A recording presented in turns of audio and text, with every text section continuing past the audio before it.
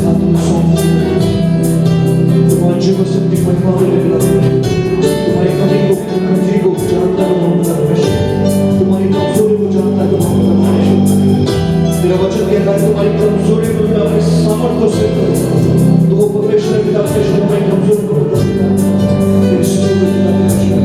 तेरे नाम के लिए जिए हम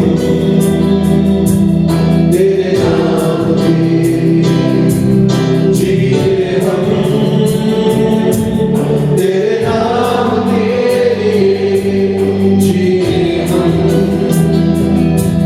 तेरे नाम के लिए जिए हम तू बड़े मैं घटूं तेरे जीवन से महिमा तुझे मिले तू बड़े मैं घटूं तेरे जीवन से महिमा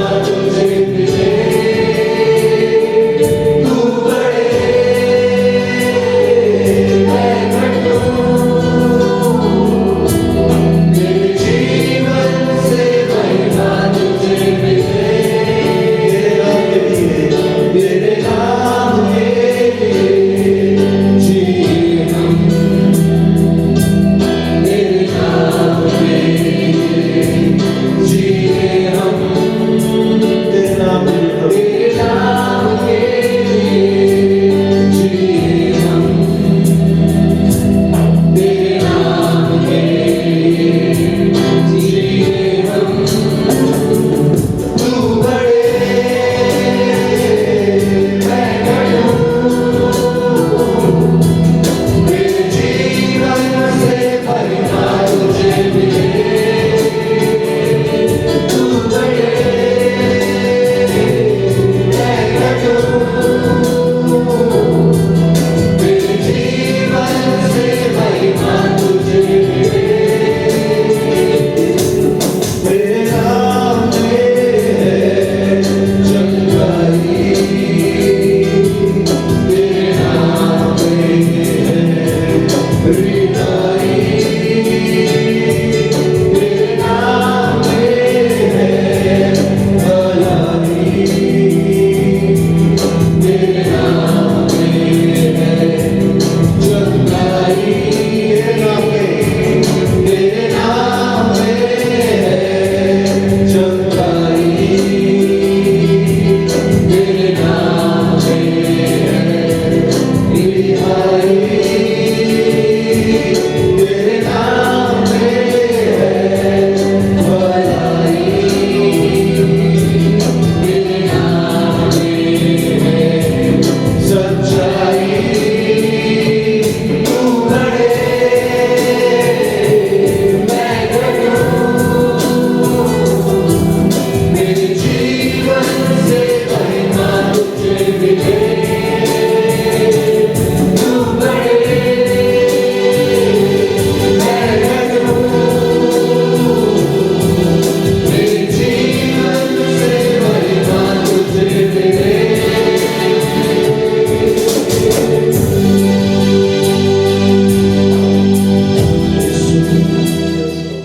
यहोशू की पुस्तक उसका 4 अध्याय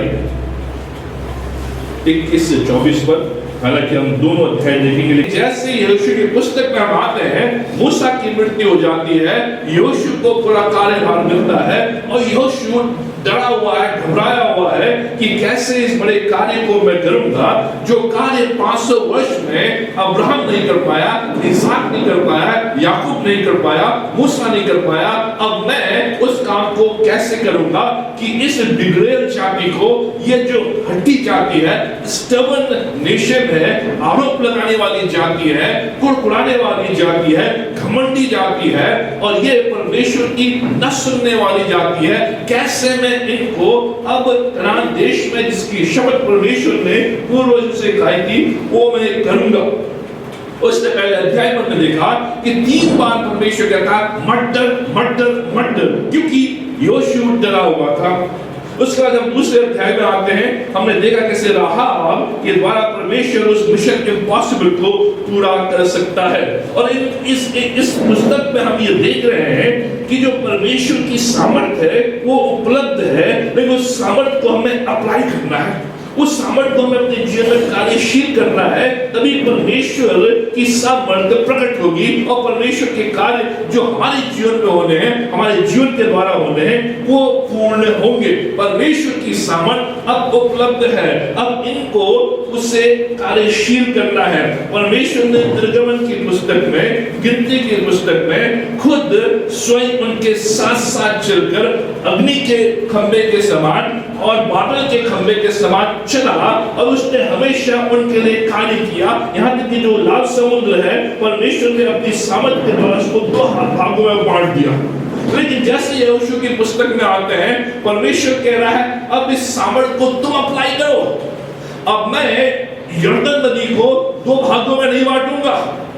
यरदन नदी तब 2 भागों में बटेगी जब तुम अपने पैर उस यरदन नदी में डुबोगे, इस विश्वास के साथ कि परमेश्वर की सामर्थ मेरे जीवन में है और ये सामर्थ तब प्रकट होगी, तब क्रियाशील होगी जब मैं अपने पांव यरदन नदी में डुबोऊंगा। और जैसे ही वाचा का संदूक वो अपने कंधों में रखे हुए हैं और जैसे याजक लोग यरदन नदी में अपने पैर डुबोते हैं और जो यरदन नदी है 2 भागों में बढ़ जाती है।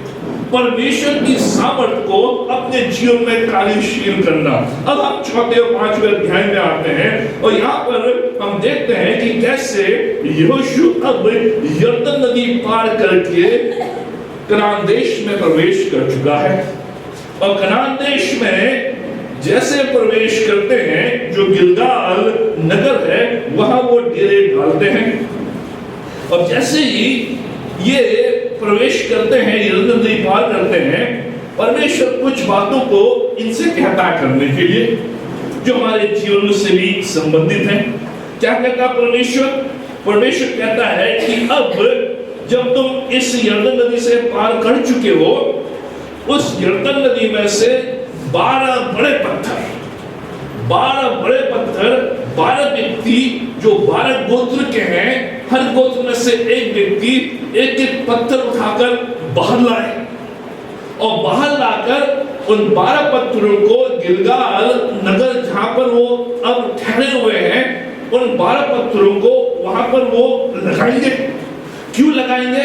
ताकि यादगारी रहे, पहली बात। दूसरी बात, परमेश्वर कह रहा है न केवल पत्थर को बाहर लाकर गिलगाल शहर में इन पत्थरों को लगाना है जिससे कि स्मृति भवन बने, यादगार भवन बने, तो परमेश्वर कह रहा है यादगारी के लिए इन 12 पत्थरों को गिलगाल शहर में तुम लगाओ। ये लगाते हैं।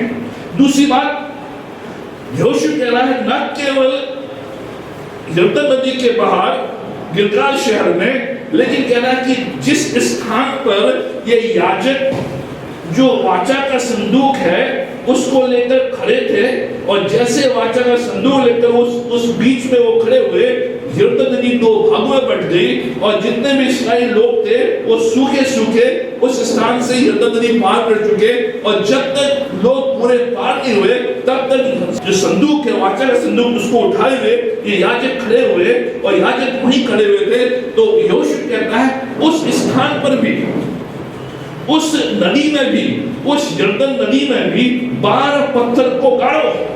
न केवल गिलगाल शहर में लेकिन उस नदी में भी 12 पत्थरों को गाड़ो। और ये लोग जाते हैं और 12 पत्थर वहां पर गाड़ते हैं। इसकी वजह में आगे देखेंगे।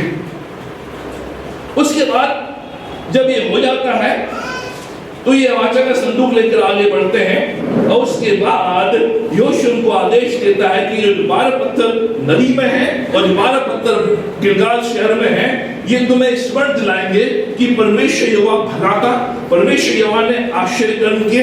इन बातों को किसको सिखाना? अपने बच्चों को सिखाना। मैंने आपको बताया था पिछले संडे कि जब यहोशू मूसा के साथ, इस्राएल के साथ मिस्र देश से बाहर निकले तो यहोशू 40 वर्ष का था। अब जैसे ही ये यरदन नदी में पहुंचे और कनान देश में प्रवेश कर रहे हैं, यहोशू जो है 80 वर्ष का हो गया। 40 वर्ष बीत चुके हैं। क्यों 40 वर्ष? क्योंकि परमेश्वर ने कहा था इन इस्राएल की जातियों को कि तुमने मेरे विरुद्ध बलवा किया है, तुमने मेरे आश्चर्य कर्मों को अनदेखा किया है, तुमने बार बार अविश्वास किया है, बार बार मेरे दासों के ऊपर आरोप लगाए हैं, बारह मूसा के ऊपर आरोप लगाए, मेरे ऊपर आरोप लगाए। इसलिए जो पूरी जो पीढ़ी है यहोशू की जो समकालीन थे, ये 40 वर्ष के जो ऊपर थे, वो सब के सब जब तक मर नहीं जाएंगे तब तक मैं तुमको कनान देश में प्रवेश नहीं कराऊंगा। और ये 4 अध्याय में यहोशू को याद दिला रहा है यहाँ पर कि कैसे परमेश्वर ने कहा था कि जब तक ये पीढ़ी समाप्त ना हो जाए, ये पीढ़ी मर ना जाए, मैं तुम्हें कनान देश में प्रवेश नहीं कराऊंगा। क्यों 3 दिन की यात्रा 40 साल की यात्रा बन गई? क्यों 3 दिन की यात्रा थी? मिस्र देश से कनान देश की जो यात्रा थी केवल 3 दिन की थी, लेकिन जो 3 दिन की यात्रा थी वो 40 वर्ष की बन गई, क्योंकि परमेश्वर उस पूरी पीढ़ी को नाश करना चाह रहा था। इसलिए जो लोग यहोशू के साथ 12 जो भेदी थे, यहोशू के साथ गए थे भेद देने के लिए, केवल 2 बचे हैं, यहोशू और कालेब। बाकी जो 10 हैं वो मर गए, क्योंकि वो पीढ़ी, जितनी भी पीढ़ी यहोशू के समकालीन थी, जो 40 वर्ष से ऊपर चल गए, सब के सब मर गए। और इसलिए परमेश्वर कहता है कि अब नई पीढ़ी शुरू हुई है। नई पीढ़ी कौन सी है? जिनकी उम्र 40 वर्ष और 40 से कम है, जिनकी वर्ष 40 से ऊपर थी, सब के सब मर गए हैं, केवल यहोशू और कालेब जीवित हैं। बाकी सब परमेश्वर ने कहा और परमेश्वर ने किया। और इसलिए परमेश्वर कह रहा है कि ये जो नई पीढ़ी है, जो भी 40 वर्ष से कम है, इनका खतना नहीं हुआ है, ये पवित्र नहीं हुए हैं, इनके जीवन में प्रभु का काम नहीं हुआ है, इनने आश्चर्यकर्म नहीं देखे, इनने आश्चर्यकर्म सुने हैं, इनने मूसा की बातों को सुना है, लेकिन परमेश्वर को साक्षात नहीं देखा, क्योंकि परमेश्वर दिन में बादल खंभे के समान और रात को अग्नि के ज्वाला के समान चलता था। इन लोगों ने देखा ये लोग बच्चे हैं, ये लोग अभी बड़े हैं, इनके अंदर अभी भी गंध है, इनके अंदर अभी भी पाप है, इनके अंदर अभी भी अपराध है। इसलिए परमेश्वर यहोशू को आदेश देता है कि इन सारे लोगों को, जो नई पीढ़ी है, इनका खतना कर, इनका पवित्रीकरण कर, इनको रिन्यू कर, इनको पवित्र कर, इनको शुद्ध कर। जो विधि उस समय अपनाई जाती थी शुद्ध करने की, वो था खतना, सर्कमसिजन। दूसरे शब्दों में हृदय का खतना, जो बाइबल बोलती है शरीर का खतना नहीं, हृदय का खतना। हृदय का मतलब कि जो आपका हृदय है उसमें परिवर्तन आए, उसमें चेंजेस आए, उसमें नवीनीकरण हो। जब तक इन लोगों के हृदय चेंज नहीं होंगे, बदलेंगे नहीं, शुद्ध नहीं होंगे, ये कनान देश में उत्पात बचाएंगे। इसलिए इससे पहले कि ये नई जगह में प्रवेश करें, इनका हृदय परिवर्तन होना है, इनके हृदय शुद्ध होने हैं, इनके विचार शुद्ध होने हैं, इनके मन शुद्ध होने हैं, तब जाकर ये उस स्थान में प्रवेश करेंगे और वहां की उपज को, वहां की आशीष को प्राप्त करेंगे। इसलिए जो यहोशू है, जो हमने 4 अध्याय में देखा कि वो कैसे सारे लोगों का खतना, चाहे 40 वर्ष का है, चाहे 30 वर्ष का, 20 वर्ष का, सबके खतने होते हैं, शुद्धिकरण होता है। उसके बाद 5वें अध्याय में हम आते हैं और परमेश्वर कहता है कि आज मैं तुम्हारी नाम धराई जो मिस्रियों में हुई थी दूर कर दी है। न केवल इनका शुद्धिकरण हुआ है, न केवल 12 पत्थर बाहर और 12 पत्थर अंदर गाड़े हैं, लेकिन परमेश्वर कह रहा है जो गिलगाल जो नगर है, गिलगाल जो शहर है जहां तुम प्रवेश कर चुके हो, ये गिलगाल शहर जहां तुम रह रहे हो, ये किस बात का प्रतीक है? आज मैंने तुम्हारे जीवन से सारे दुखों को दूर कर दिया है, तुम्हारे जीवन से सारे पापों को दूर कर दिया है, तुम्हारे जीवन से सारी चिंताओं को दूर कर दिया है, तुम्हारे जीवन से सारे आरोपों को दूर कर दिया है, तुम्हारे जीवन से सारी कठिनाई को दूर कर दिया। जो नाम धराई तुम्हारी, जो डिस्ग्रेस तुम्हारा मिस्र देश में हुआ था, जो अपमान तुम्हारा मिस्र देश में हुआ था, जो बुरी बुरी बातें तुम्हारे साथ मिस्र देश में, आज तो उन सबको दूर कर देता हूं। उसके बाद वो फसह मनाते हैं। फसह क्या है? पास ओवर जो उनका त्योहार है, जैसे हमारा क्रिसमस त्योहार होता है, यहूदियों का जो त्योहार होता है पास ओवर क्या है? जैसे कि जब मिस्र देश से वो निकले थे, मिस्र देश में जो आखिरी जो विपत्ति थी वो थी कि जितने भी इस्राएली लोग हैं, प्रभु के लोग हैं, परमेश्वर लोग हैं, एक मेमना मारकर उसका लहू का निशान अपने चौखटे पे, दरवाजे पर लगा दे, और जहां जहां जहां जहां जो मौत का जो सबूत निकलेगा रात को, जिस जिस दरवाजे में, घर के दरवाजे में वो लहू का निशान देखेगा, उस घर को पास ओवर कर देगा, उस घर को वो छोड़ देगा, वहां उसका पहलौठा नहीं मरेगा। लेकिन जिस घर में लहू का निशान नहीं होगा वो मर जाएगा, उस घर का पहलौठा मर जाएगा। वो है फसह का पर्व। और इसलिए अब मिस्र देश से निकलने के बाद, मिस्र देश से निकलने के बाद लगभग 40 वर्ष के बाद वो पहली बार फसह का पर्व पास ओवर बना रहे हैं कि परमेश्वर ने कैसे हमें उस दुख से निकाला और अपने उस चमत्कार को हमारे जीवन में किया। और जिस दिन वो पास ओवर बनाते हैं उसके सुबह से ही जो मन्ना परमेश्वर इनको 40 वर्षों से रोजाना खिला रहा था वो मन्ना बंद हो गया, वो मन्ना बंद हो गया। उसमें लिखा है और जिस दिन वे उस देश की उपज में से खाने लगे, 5 अध्याय 12 पद, उस दिन सवेरे को मन्ना बंद हो गया और इस्राएलियों को आगे फिर कभी मन्ना न मिला, परंतु उस वर्ष उन्होंने कनान देश की उपज में से खाया। अब उस कनान देश की उपज में खाने लगे। उसके बाद जो 13वें पद से उसमें आगे देखते हैं, यहोवा की सेना का जो प्रधान है वो खड़ा होता है और यहोशू उसको देखता है, घबरा जाता है कि ये जो नंगी तलवार लिए खड़ा है ये कौन है। उससे पूछता है कि तू हमारी ओर है कि हमारे बैरियों की ओर है। वो कहता है मैं किसी की ओर नहीं हूं, मैं सेना का प्रधान हूं, मैं सेना का प्रधान हूं और तुझे हिम्मत देने आया हूं और ये लड़ाई मैं लड़ने आया हूं। मैं तुझसे नहीं कहूंगा लड़ने के लिए। यहोशू भी तक सोच रहा है कि लड़ाई मुझे लड़नी है, ये युद्ध मुझे लड़ना है, इन लोगों को मुझे कनान देश में प्रवेश कराना है। लेकिन जो सेना प्रधान है वो कह रहा है यहोशू तुझे मेरे साथ चलना, कमांडर मैं हूँ, प्रधान मैं हूँ, तुझे मेरे साथ चलना है, मेरी आराधना करनी है, मेरी उपासना करनी है और मैं युद्ध को लड़ूंगा। ये चौथे और 5वें अध्याय में 3 मुख्य चीजें यहां से उभर कर आती हैं जो हमारे जीवन में बड़ी महत्वपूर्ण रखती है और जो यहां पर भी परमेश्वर ने इस्राएल के जीवन में रखा। पहली बात, यादगार के 12 पत्थर, मेमोरियल स्टोन्स, यादगार के 12 पत्थर। क्यों यादगार के 12 पत्थर? क्योंकि मनुष्य बहुत आसानी से समय के बीतने के साथ परमेश्वर के आश्चर्य कर्मों को अपने जीवन में भूल जाता है। जैसे जैसे समय बीतता है मनुष्य आसानी से परमेश्वर की भलाइयों को अपने जीवन में भूल जाता है। जैसे जैसे समय बीतता है वैसे वैसे वो भूल जाता है कि परमेश्वर ने एक समय में उसकी सहायता की थी, उसकी रक्षा की थी, उसकी मदद की थी, उसके लिए बड़े बड़े कार्य किए थे। वो मनुष्य भूल जाता है। जो मनुष्य है ये भूलने वाला प्राणी है, वो कालों को भूलता है। मनुष्य जो है वो बुराई को नहीं भूलता, भलाई को भूलता है। वो बुरे कामों को नहीं भूलता, अच्छे कामों को भूलता है। परमेश्वर ने अगर दंड दिया है तो उसको जीवन भर याद रखेगा। परमेश्वर ने 12 अच्छे काम किए हैं तो उनको भूल जाएगा, क्योंकि ये मनुष्य भूलने वाला प्राणी है। इसलिए परमेश्वर कहता है कि इन 12 पत्थरों को यहाँ पर रख।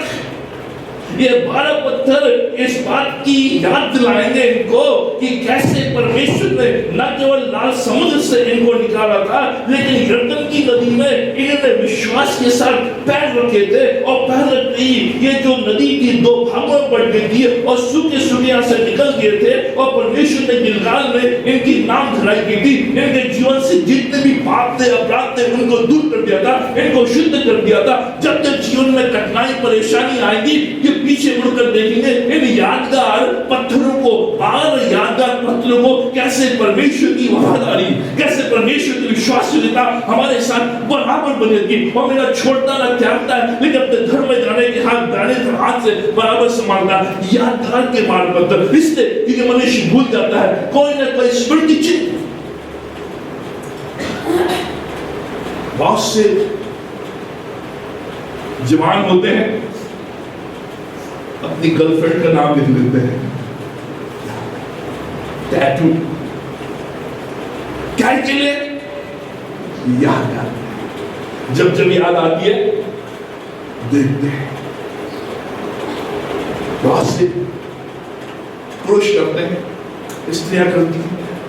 लिखते हैं। बहुत से किसी चीज को अपने पास रखते हैं, माँ की कोई ऐसी चीज, पिता की कोई ऐसी चीज, पत्नी की कोई ऐसी चीज, पति की ऐसी चीज अपने पास, ताकि उस चीज को देखकर स्मरण करें उन अच्छे दिनों को, बुरे दिनों को नहीं। जो चीज आप रखते हो अपने पास इसलिए रखते हो कि आपको अच्छी याद आए।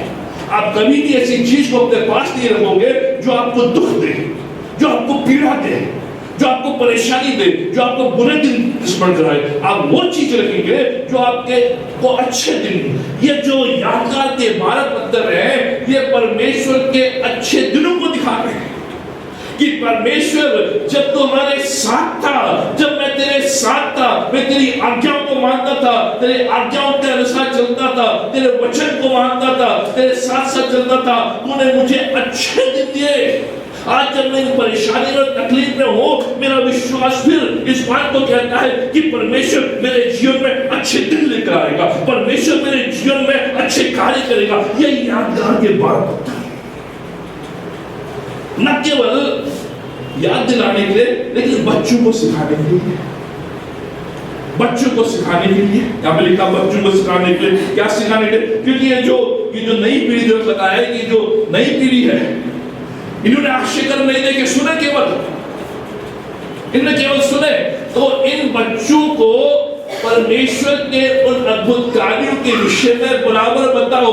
जब पूछेंगे पिता ये अजीब से पत्थर क्यों खड़े किए यहाँ पर, क्योंकि ये पत्थर इस बात को, बच्चों को आरंभ से ही जब हम परमेश्वर के उन आश्चर्य कर्मों को जो हमारे जीवन में किए हैं उनको बताते हैं, सिखाते हैं, तो परमेश्वर के प्रति उनका विश्वास और मजबूत। बच्चों को सिखाने के लिए, न केवल बच्चों को सिखाने के लिए, लेकिन दुनिया के लोगों के सामने परमेश्वर की गवाही देने के लिए लिखा है कि ताकि समस्त संसार जान सके कि परमेश्वर ने कैसे इन लोगों को यर्दन पार कराया। एक गवाही जिसके बारे में आगे देखेंगे। अभी जो 12 नंबर है, 12 पत्थर, 12 नंबर, ये बाइबल में एक महत्वपूर्ण स्थान रखता है। जो 12 नंबर है ये परमेश्वर की दृष्टि में पूर्ण नंबर है, इसका विशेष महत्व है, इसलिए बार बार बाइबल में ये 12 नंबर आया है। जैसे बाइबल में 666 आया है, 666 जो प्रभु यीशु मसीह के आने के समय रहेगा। उसी प्रकार से जो 12 नंबर है ये बाइबल में 187 बार पाया जाता है। 12 नंबर बाइबल में 187 टाइम्स, 187 बार 12 नंबर आता है। इसलिए क्योंकि परमेश्वर के लिए महत्वपूर्ण है। ये 12 नंबर इसलिए महत्वपूर्ण है क्योंकि इसका अर्थ है सिद्ध, पूर्ण, अधिकार।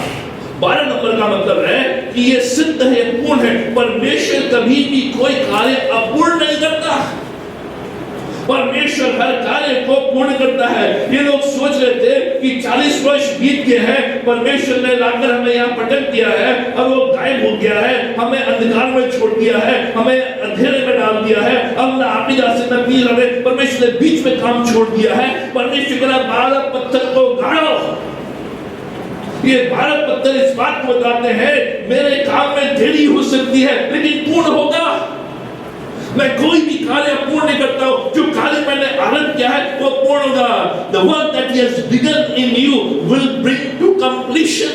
फिलिपियों में बताया है जो काम परमेश्वर ने तुम्हारे जीवन में तुम्हारे आरंभ किया है वो अपने समय में पूर्ण करेगा। जो 12 नंबर है ये पूर्णता को बताता है, परमेश्वर के अधिकार को बताता है।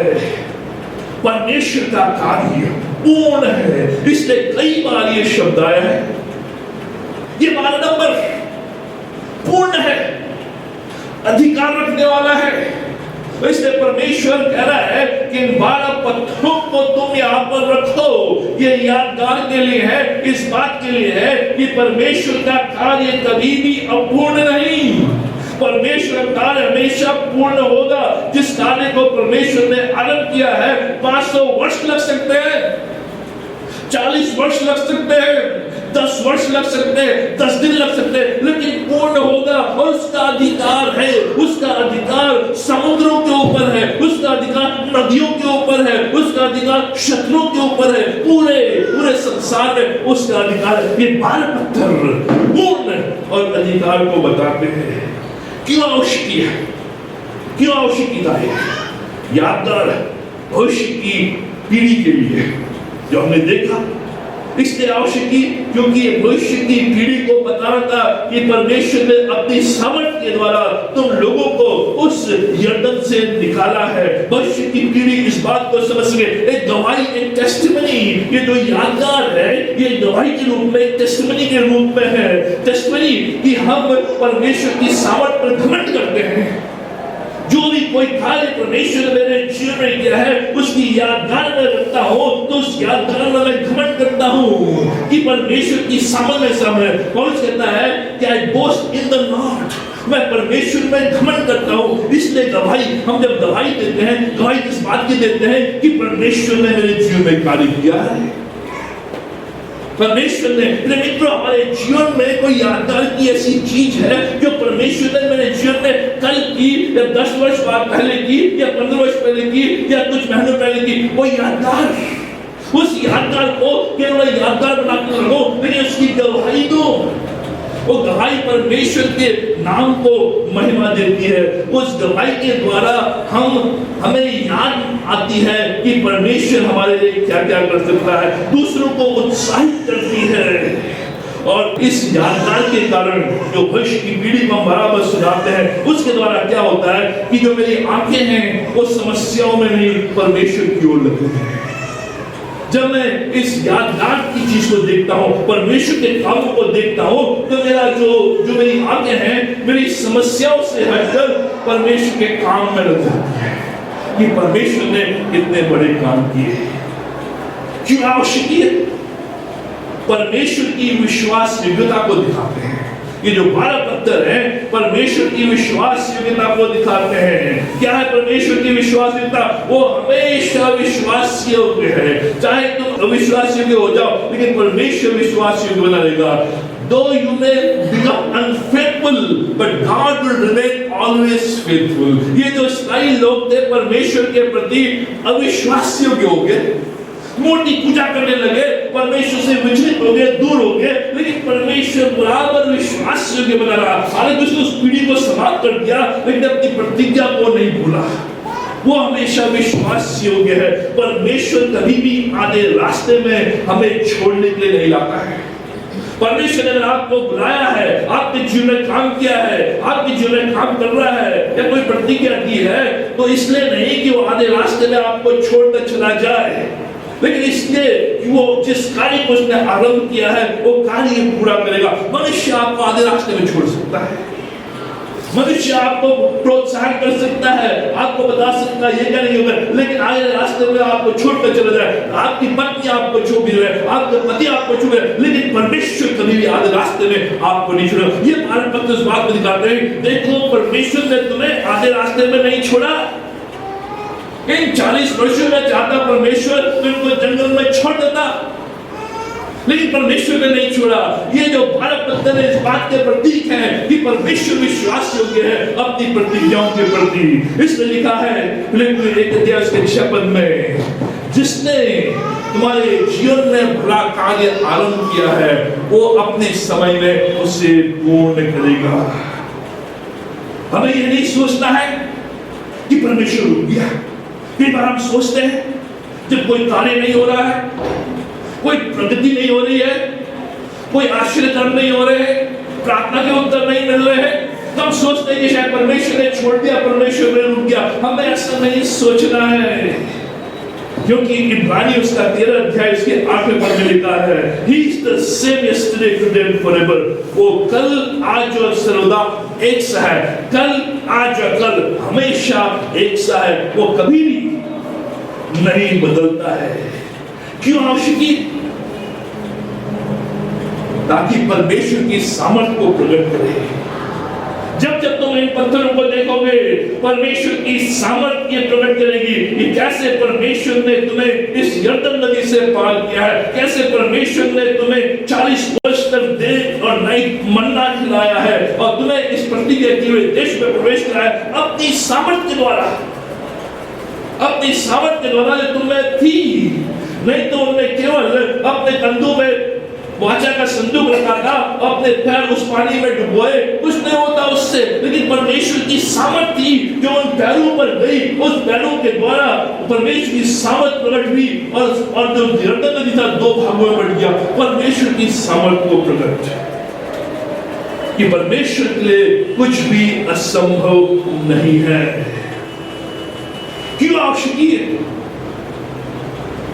ताकि उसके लोग उसका भय माने, उसके लोग उसका भय माने। इसलिए आवश्यक कि जब जब तुम इन पत्थरों को देखोगे, यादगार की चीज को देखोगे, तुम परमेश्वर के प्रति भय मानना, उससे डरना। डरने का मतलब नहीं कि आप उससे छुप जाओ, डरने का मतलब उसके प्रति आदर, उसके प्रति भक्ति, जिसके द्वारा तुम बराबर उसकी संगति में बने रहो। ये जो 12 पत्थर बाहर थे और जो 12 पत्थर अंदर, उसका क्या मतलब? परमेश्वर ने तुरंत 12 पत्थरों को उस नदी के अंदर रखने के लिए कहा, लगाने का। अब तो नदी आ गई और वो पत्थर को दिखेंगे नहीं।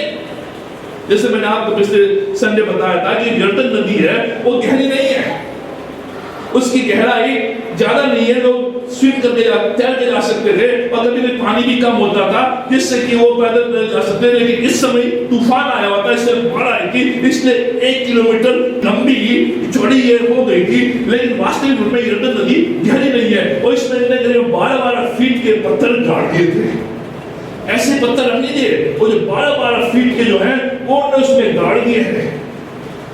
क्यों? कि जब बाढ़ चली जाएगी, जब नदी सूख जाएगी, तब इस पत्थर को लोग देखेंगे और कहेंगे कि क्या मतलब? तो कहेंगे ये पत्थर परमेश्वर की यादगारी है कि परमेश्वर कैसे बड़े काम करता है। जब सूखापन जीवन में आ जाए, जब आपकी आमदनी कम हो जाए, जब आपके पैसे खत्म हो जाए, जब आपके जीवन में सूखापन आ जाए और सोचे अब तो यहाँ बारिश नहीं आई है, सूखा हो गया है, उस समय सूखे के समय जब नदी सूख जाए तो उस समय ये पत्थर तुम्हें याद दिलाएंगे कि ये पत्थर परमेश्वर की विश्वासयोग्यता है कि परमेश्वर सूखे में भी, अकाल के समय में भी, परेशानी के समय भी, दुख के समय भी तुम्हें उस देश की उपज खिला सकता है, तुम्हें उस देश की उपज खिला सकता है। ये पत्थर उस समय के जब सूखापन आ जाए। फिर मित्रों, हमारे जीवन में परमेश्वर जो कार्य है, जो कार्य पत्थर के समान है, और जो हमारे जीवन में सूखापन आता है, उस समय उन पत्थरों को देखें जो पत्थर परमेश्वर ने 1 साल पहले लगाए, 2 साल पहले लगाए, 10 साल पहले लगाए। उन पत्थरों को देखो, उन पत्थरों के द्वारा आप जानेंगे कि परमेश्वर इस सूखेपन में भी हमारे जीवन में हरियाली ला सकता है, हमारे जीवन में उन आनंद को ला सकता है और इस देश की उपज को हमारे खिला सकता है। ये परमेश्वर का। मेरा समय जा रहा। दूसरा जो यहां पर आता है वो गिलगाल। और ये गिलगाल स्थान है जो 90 पद में लिखा है, तब यहोवा ने यहोशू से कहा, तुम्हारी नाम धराई, डिस्ग्रेस जिसे अंग्रेजी में कहते हैं, अपमान, डिस्ग्रेस, पीड़ा, तकलीफ, परेशानी जो मिस्रियों में हुई है, उससे मैं आज के दिन दूर कर दी है। जो वास्तविक जो शब्द दुर्गा दी है, रोल्ड अवे। जो तुम्हारी नाम धराई, जो तुम्हारा अपमान, जो पीड़ा, जो परेशानी, जो कठिनाई, जो आंसू तुम्हें मिस्र देश में मिले थे और मिस्र देश से निकलने के समय मिले थे, आज उन तकलीफों को, आज उन पीड़ाओं को, आज उन आंसुओं को, आज उन दुखों को, आज उन सारी बातों को मैं लुढ़का देता हूँ। लुढ़का देना मतलब पहाड़ से कोई चीज लुढ़कती नीचे, मैं लुढ़का देता हूँ, रोल कर देता हूँ। आज के दिन गिलगाल जो शहर है, जो नगर है, वो किस बात का प्रतीक है कि उस दिन परमेश्वर ने उस शहर में इस्राएल लोगों के, अपने लोगों के पापों को दूर कर दिया, पीड़ाओं को दूर कर दिया। जो भी उनके स्कार्स थे, जो भी उनके बदन में चोट लगी थी, जो भी उनके अपमान हुए थे, जो भी पीड़ाएं हुई थी, जो भी तकलीफें उनके जीवन में आई थी, जो भी संघर्ष नहीं कहते, उन सारे संघर्षों से, उन सारी पीड़ाओं से, उन सारी बाधाओं से, उन सारे थापों से कहता मैंने तुम्हें दूर कर दिया है। रोल्ड में वो सारी चीजें दूर हो गई हैं। न केवल पत्थर, लेकिन गिलगाल नगर, गिलगाल शहर, जब जब तुम इस शहर को देखोगे, इस बात का विश्वास तुम्हारे अंदर होना है कि परमेश्वर ने मेरे पापों को धो दिया है, परमेश्वर ने मेरी पीड़ाओं को दूर कर दिया है, परमेश्वर ने मेरे अपराधों को दूर कर दिया है, परमेश्वर ने मुझे नई जिंदगी दी है, उसने इन सारी चीजों को लुढ़का दिया है, उसने जो शर्म जो लज्जा मेरे ऊपर थी उसको उसने दूर कर दिया है। जो पाप का बोझ मैं अभी तक लिए हुए था, उस पाप को बोझ को उसने दूर कर दिया है। जो अपराधी भावना मेरे अंदर थी, परमेश्वर उस अपराधी भावना को दूर कर दिया है। जो गलत निर्णय मैंने जाने अनजाने में लिए थे, उन गलत निर्णयों का जो भी प्रभाव मेरे जीवन में आया था, उन प्रभावों को परमेश्वर ने दूर कर दिया है। जो भी मौके मैंने गंवा दिए थे, उन मौकों के कारण, गंवाने के कारण मेरे अंदर जो भी कठिनाई परेशानी आई थी, उन सारे बेकार मौकों को भी परमेश्वर ने दूर कर दिया है। गिलगाल आज तुम्हारी नाम धराई दूर कर दी है। Rolled away is gone, left behind, past, forgiven and forgotten. परमेश्वर ने न केवल माफ कर दिया है, लेकिन परमेश्वर भूल भी गया है। हम माफ कर देते हैं लेकिन भूलते नहीं हैं। हम मनुष्य हैं, हम नहीं भूलेंगे। जब तक मेरे अंदर सांस है, मैंने किसी को माफ कर दिया है, तब भी मैं भूलूंगा नहीं। लेकिन परमेश्वर वो परमेश्वर है, वो माफ भी कर देता है और भूल भी जाता है। कह रहा है जो भी तुमने मेरे सामने जाने में किया, मुझे गालियां दी, मुझे कोसा, मेरे नाम पर धब्बा लगाया, उन सारी बातों को मैंने माफ कर दिया है और मैं भूल गया हूं। इसलिए परमेश्वर देख रहा है कि तुम्हारे पाप इतने दूर कर दिए हैं जितना पूर्व से पश्चिम, पूर्व से पश्चिम जितनी दूरी है उतने दूर में तुम्हारे पाप कर दिए हैं। और जो साइंस बताती है, ईस्ट से वेस्ट की जो दूरी है, आज तक कोई मालूम नहीं कर पाया कितनी दूरी है।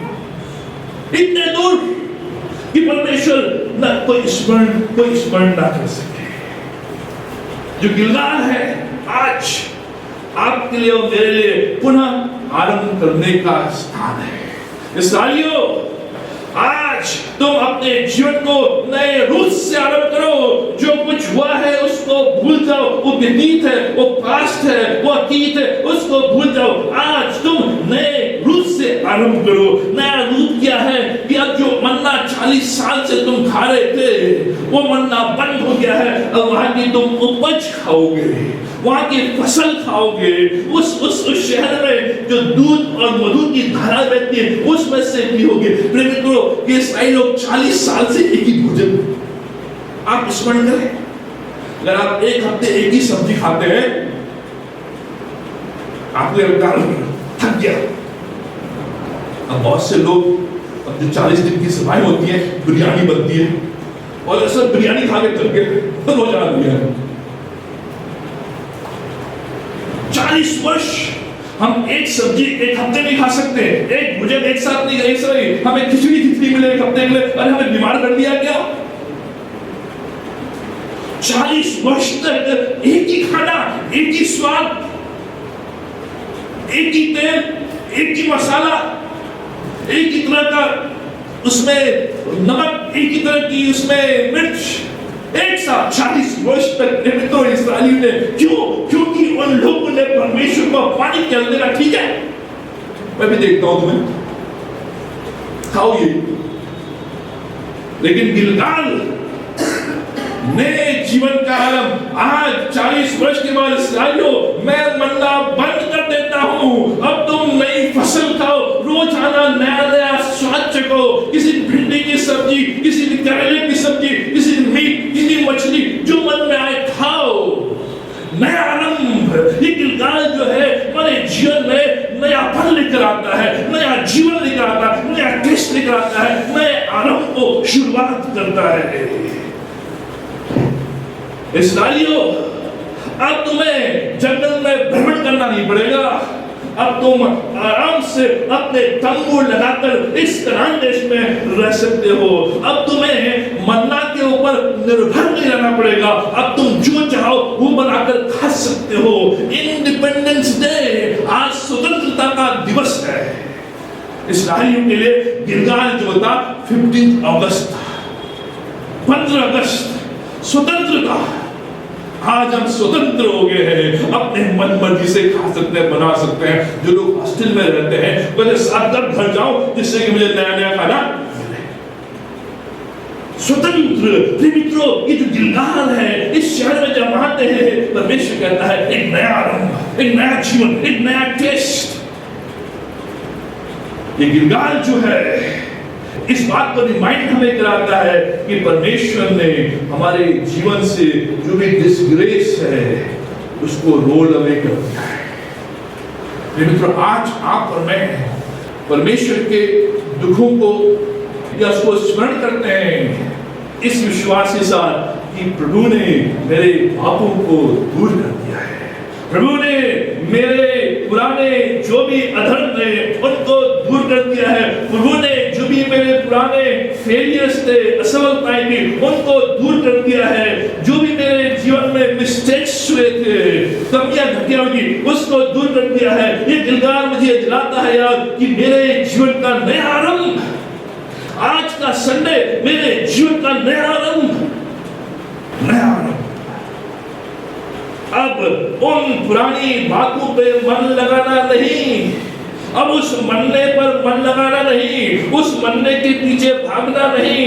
जो भी पुरानी चीजें बार बार करते आ रहे थे उन पुरानी चीजों को त्याग दो। अब इस देश की उपज को खाओ, इस परमेश्वर की आशीष को अपने जीवन में लो। तीसरी बात है सेना का प्रधान। यहाँ पे क्या लिखा है कि जब यहोशू सोच रहा है, विचार कर रहा है कि मैं कैसे इन लोगों को कनान देश में प्रवेश कराऊंगा, डरा हुआ है, घबराया हुआ है, कैसे युद्ध करूंगा। ये यरीहो जो हम 6 अध्याय में देखेंगे अगले रविवार को, यरीहो कैसे यरीहो को मैं जीत पाऊंगा, ये गढ़वाला नगर है, कैसे इस नगर में प्रवेश कर पाऊंगा। ये सारी चीजों को जब वो सोच रहा है, डरा हुआ है, घबराया हुआ है, उस समय क्या देखा यहोशू ने? हाथ में नंगे तलवार लिए हुए एक पुरुष सामने खड़ा है। 13 पद, हाथ में नंगी तलवार लिए हुए एक पुरुष सामने खड़ा हुआ है। यहोशू ने उससे जाकर पूछा, क्या तू हमारी ओर का है या हमारे विरोधियों की ओर का है? घबराया हुआ है, उसे कोई साथ चाहिए। जब उसने देखा नंगी तलवार वाला है, अगर हमारी तरफ है तो उसके अंदर थोड़ी हिम्मत आएगी, अगर हमारी तरफ नहीं है तो यहोशू और घबरा जाएगा, डर जाएगा। लेकिन ये जो सेना का प्रधान है ये कहता है मैं सेना का प्रधान हूं, मैं ना तेरी ओर हूं ना उनकी ओर हूं, तू मेरे साथ चल। जैसे उसने ये उत्तर दिया, लिखा है कि जो यहोशू है पृथ्वी पर मुंह के बल गिरकर दंडवत करने लगा, उसकी आराधना करने लगा। उससे कहा अपने दास के लिए मेरे प्रभु की क्या आज्ञा है, इसको देखेंगे।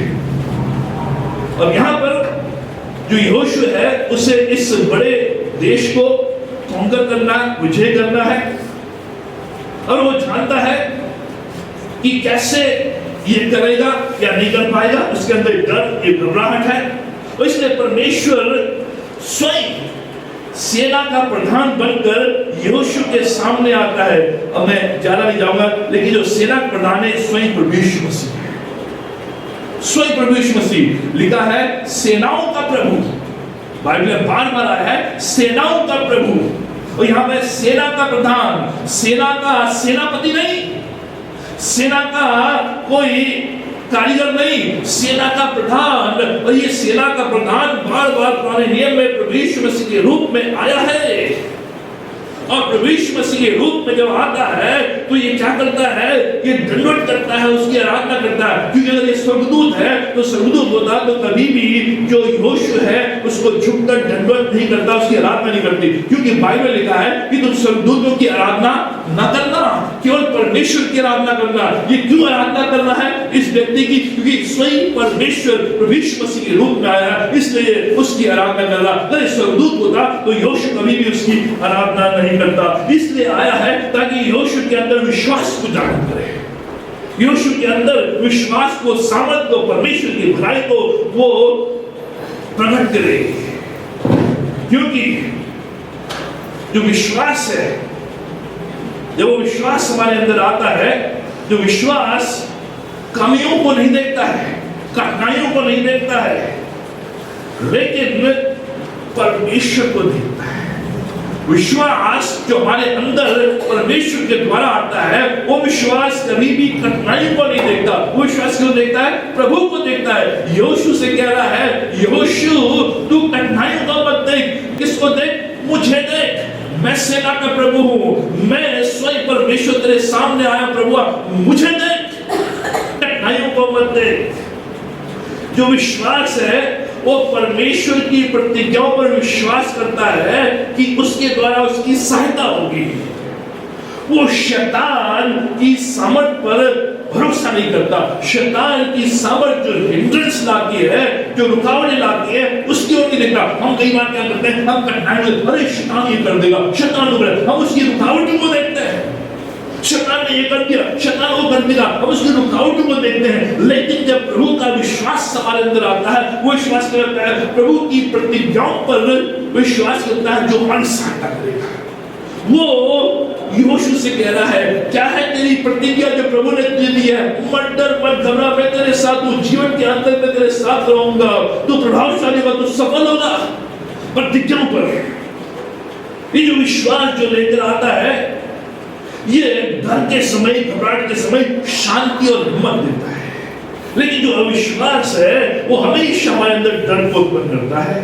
ये जो विश्वास जो ये व्यक्ति लेकर आ रहा है यहोशू के अंदर और हमारे अंदर, वो क्या करता है? ये विश्वास जो भारी बोझ है उसको हल्का कर देता है, और जो अविश्वास होता है वो हल्के बोझ को भारी कर देता है। ये अंदर जो विश्वास हमारे अंदर आता है, जब हम गिलगाल में हैं और सेना के प्रधान से हम बातचीत कर रहे हैं, वो सेना का प्रधान जब हमारे अंदर विश्वास को लेकर आता है, वो विश्वास जितना भी भारी बोझ मेरे ऊपर क्यों ना हो, उस बोझ को हल्का कर देता है। और यहोशू ने जैसे ही इससे बातचीत की, इसकी आराधना की, इसके साथ उठा बैठा, उसका जो बोझ उसके कांधों में था वो हल्का हो गया। लेकिन जो अविश्वास होता है हमारे हल्के बोझ को भी भारी कर देता है, और हम सोचते हैं हमारे ऊपर बहुत बड़ा बोझ है। ये जो विश्वास जो यहोशू के वो ला रहा है, ये जो विश्वास है, ये उस समय जब हम डाउन होते हैं, नीचे होते हैं, हमें उठाता है। यहोशू डाउन है, अकेले घूम रहा है, डाउन है, नीचे है, उसके अंदर अशांति है, घबराया हुआ है, लेकिन विश्वास इसको नीचे से ऊपर उठाता है। लेकिन जो अविश्वास होता है हमें ऊपर से नीचे लाता है। विश्वास नीचे से ऊपर ले जाता है, अविश्वास ऊपर से नीचे लाता है। जो विश्वास है हमारे अंदर आत्मा को शांति देता है, आश्वासन देता है, और ये काम इस सेना का प्रधान यहोशू के लिए कर रहा है। यहोशू, मैं तुझे नीचे से ऊपर उठाने के लिए आया हूं। यहोशू, मैं तेरे अंदर विश्वास को उत्पन्न करने आया हूं। यहोशू, तो अपनी आंखों को यरीहो की ओर नहीं, लेकिन अपने प्रभु परमेश्वर की ओर। प्रिय मित्रों, ये हमारे लिए लेसन कि जब भी हम नीचे हैं, जब भी हम कठिनाई में हैं, जब भी हम समस्या में हैं, जब भी हम घबराहट में हैं, उस समय हमारी आंखें सेना के प्रधान के ऊपर, सेना के प्रधान के ऊपर। सेना का प्रधान कौन है? हमारा यीशु। इसलिए कहा है उसकी ओर ताकते हुए, उसकी ओर ताकते हुए आगे बढ़ो। ये जो सेना का प्रधान इस बात को याद दिलाता है, अपना बोझ उस पर डाल दो, उससे तुम्हारा ध्यान है।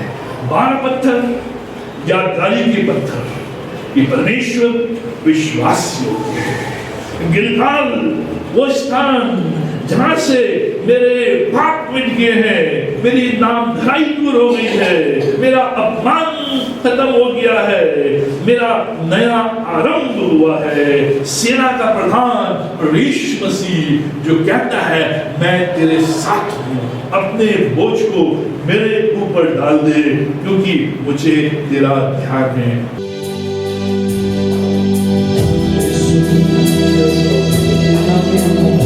Ay,